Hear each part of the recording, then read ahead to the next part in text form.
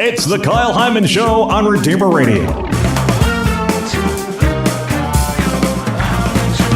This is Kyle Hyman here with Andrea Serrani. And Andrea, you came across a podcast, and I've been trying to get caught up with it. Listen to it. It's only the first episode. Well, and it's only a few days old. Like, it just came out maybe over the weekend or like at the end of last week or something like that. It's brand new. How did you find out about it?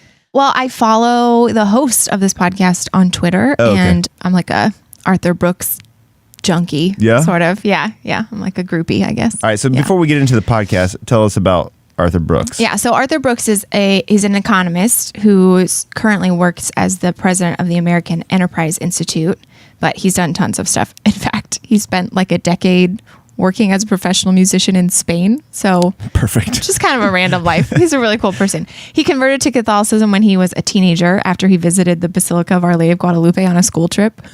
No way. So cool. Yeah. He wrote this column for the New York Times about his conversion, actually. And he was talking about how he was just grew up Protestant. His family was Protestant, and he was there on a trip with the school band, and like they just went because it's a tourist attraction. Yeah. But he was really struck, like walking through, and he thought, looking at the tilma, he thought Mary is appearing to me, and like sort of how weird that was, like as a Protestant kid. Yeah, he was 15, and when he got back home after a couple of months, he started going to mass, and then he converted about a year later. So. Yeah. And then ever since then, so he's just been involved in lots of different things. So he's the author of The Conservative Heart, How to Build a Fairer, Happier, and More Prosperous America, which is a super, super good book. Yeah, so most of his focus, he spent a long time studying happiness and then what's called social entrepreneurship. So how we can build businesses that create solutions to cultural and social problems. Just a really cool guy who's like interested in really living out his faith and what that looks like in sort of the secular world. He's a really cool guy. Anyway, he has this new podcast. So I've been following him for a long time. He's also a friend of my old boss at Ave Maria University. Okay. And he's on the board there. So he has this new podcast called The Arthur Brooks Show. Keeping it real simple. Clever. I think he copied you. Yeah. Anyway, I should get royalties. This series, at least the first season, is about the art of disagreement. A quote from the description, it says, "He believes the issue with our discourse is not that we disagree too much, but that we've forgotten how to disagree." See, I disagree with that. I feel like that's going to happen a lot during this conversation. I'll try not to. So the first episode is about how we can agree well with those who are closest to us, our family and friends. So he's starting sort of nuclear, starting from who we encounter the most with friends and family. And it's only about half an hour long. So I really encourage people to go listen to it if you are interested in this conversation, because there's just a lot that we're not going to be able to sort of parse through from the experts and people he talks to about their own experiences. But the podcast starts out with some background that I thought was so fascinating. He talked to this woman, Vale Wright, from the American Psychological Association they do this annual survey called the Stress in America survey. One of the things she mentioned talking about that survey was that they're finding that people are getting really stressed out about the way people are arguing. She said that 50% of the people they surveyed said this is the worst time in their lifetime, including people like of all age groups, like including people who lived through the Great Depression, World War II, people who lived through the Cold War, like all of those things where it makes total sense for millennials. Yeah, right. Because this is all we know. Right. But I was really surprised when she said that even like her mom, who lived through the Great Depression and World War II, said, yeah, this is the worst time that I can remember. Vale Wright said she asked her mom why, and her mom said that it comes down to the way people are having discourse, that it's just always negative. Everything is always bad, and it's just exhausting. And so Vale Wright talks about how their survey shows that people are just saying that it comes down to discourse and how bad it is, how social media and news cycles make it feel like you can't get away from the division. It's just always there all the time. It's the only thing that anyone's ever talking about is this sort of exhausting, everything is bad. Here are all the things that are bad. Let's always talk about the things that are bad, and then let's disagree about why it's bad. Right. Which is really exhausting. So then we feel like we can't escape the news about it. It starts to feel like it's actually the only thing that is happening. The real world is only what's happening in the news, right? It's the latest thing that people are disagreeing about. It's the latest thing X, Y, or Z politician said. It's the latest policy we like or don't like, all these things. It really starts to feel like those are the only things that are happening. And we sort of lose sight of the actual real world, the world that we live in our actual community, our sort of more close to home. So one of the things that sort of struck me about from the very beginning of this podcast was sort of a first things first, that I think it's important for us individually, before we even think about disagreeing with people, to think about our own habits of social media and news consumption. To think about, like, am I putting myself in the position of feeling constantly run down and upset because of what's going on in this sort of global picture? One of the things she talked about was individual stressors versus nationwide stressors, and that like there are things in our actual everyday lives that stress us out, but then there are also these sort of more big picture things like what's going on in the economy or what's going on with policies or, those kinds of things on a more national scale. And she said, if we get to focus on those national things, it can be just too overwhelming because we can't solve them like we can stressors in our like actual everyday lives. But we worry about them as if we can. As if we can, yeah. And so if I'm putting myself in a position where I'm only ever thinking about those things I can't do anything about, it's going to be exhausting. I'm just going to always feel overwhelmed, and I'm going to feel negative. I'm going to feel upset. I'm going to, all these things. And then I lose sight of sort of like the positive, beautiful things that are happening every day in my life, the like things that you can control. My children, right. My husband, my coworkers who I love to be around, like all of those things. And it sort of blinds us to the things that we need to be investing ourselves in, like our families and our jobs and things like that, because we're always thinking, we're always flipping through a news feed. We're always looking for what's the latest thing to be outraged about.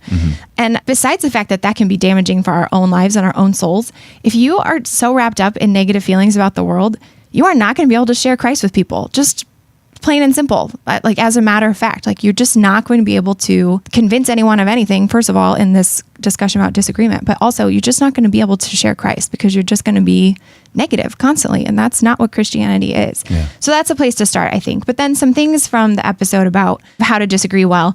He talked to this researcher, Greg Trevers from the University of South Carolina, and he said that in his research, most people do change their minds and believe facts that are presented to them. But if it's done in the wrong way, sometimes they'll accept a specific fact, but then they'll become more aggressive in their belief based on a different counterpoint or an emotional attachment. So he talked about how people attach beliefs to identity. So like, I am healthy and I think GMOs are unhealthy. So if you tell me that GMOs are unhealthy, I think you're also saying that I am unhealthy. Right, because you're saying I'm wrong. Yeah. But I have attached my identity to this is not the right thing to do, but we can't just assume that everything is going to be perfectly logical, because that's not how human beings are. Right? So just understanding that this is real, that people do feel this way. And I know I do this for sure. Like, I think I attach my own worth to a belief that I have about X, Y, or Z random thing. Yeah. So he said, in light of that fact that people will attach their identity to something that they believe, he said, try not to threaten someone's sense of self or humiliate them or make them feel threatened or angry when you disagree with them. Don't make them feel emotions, moral emotions. You don't want them to feel that. He said, instead, you want them to feel surprised or curious, maybe even confused, but not negative emotions. You want them to feel like they're having a conversation, not getting defensive right away. He said a way you can do that is expressing sincere curiosity by being interested in what they have to say and why they're saying it. Sort of as an aside to this, something that's always stuck out to me that a professor taught me in college is that there's no point in arguing with someone if you don't know what they actually think.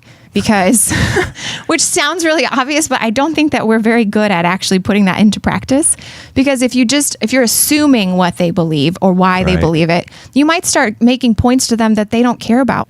That's not going to convince them at all. But you're not going to address the things that really are sort of behind their disagreement. And that happens on social media all the time. Yeah. And the thing that number one thing I learned from this podcast episode that is going to stick with me and I'm going to try so hard to put into my own sort of practice in disagreement is, this researcher said, find a way to frame a conversation through shared values. So to say, okay, we both care about this aspect. Mm-hmm. So how can we find the best information that supports this value that we share? So here are some examples of that. So in the podcast, Arthur Brooks goes back and talks to Vail Wright, and they talk about some sort of practical tips for disagreeing well. Arthur Brooks formulated that, and he said, find the shared why, not the divided what. So the why you care about something, not what I want to happen. So here are some examples that I just came off the top of my head with this. And it's not even just political things. But so for example, if you're disagreeing with someone about abortion, you could start by saying, we both agree that women should be respected and children should be wanted and cared for, right? We're going to agree about that. We disagree about how that's best achieved, right? You might think that women are respected by being allowed to choose what happens with their bodies, or that language. I think that women are disrespected when they're encouraged to kill their children, right? But we both can agree, on that first premise. So it's something like same-sex marriage. We both agree that people need to be loved and respected. We disagree about how that's best achieved, right? And you can go from there.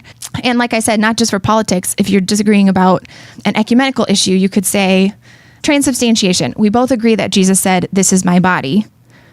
We disagree about whether he was speaking literally or not. And then you can say, well, this is why I think it was literal, and this is why you don't. But you have to start from a place where you can say, yeah, we do think that this is important.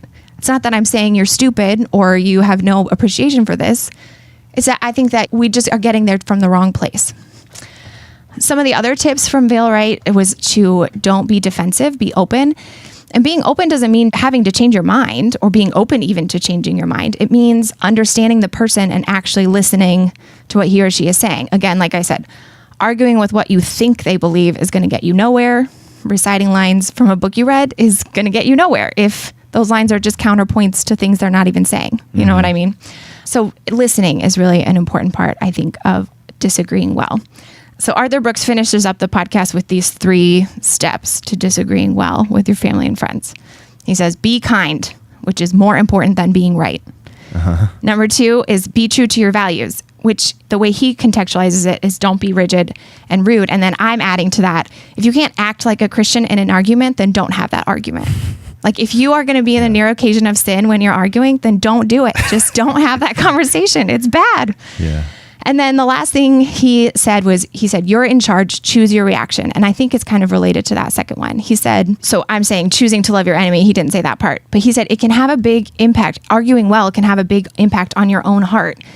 And it's actually more likely to change their mind. If you approach a disagreement, an argument with kindness and actual love for the person that you're encountering, then that's better for you because you're not going to be sinning in this conversation. But it's also, based on the research that they talked about in this podcast, more likely to actually have an effect on what that person believes. So if you're really interested in helping that person understand and come to the truth, then doing it with Christian love and respect for them as a person is a better idea. All right. So again, this is the Arthur Brooks Show. It's a podcast available. First episode is out on family and friends and how to debate and disagree. Gets your stamp of approval? Yes. Yes, for sure. At least listen to this episode. I don't know how the rest will be. Yeah.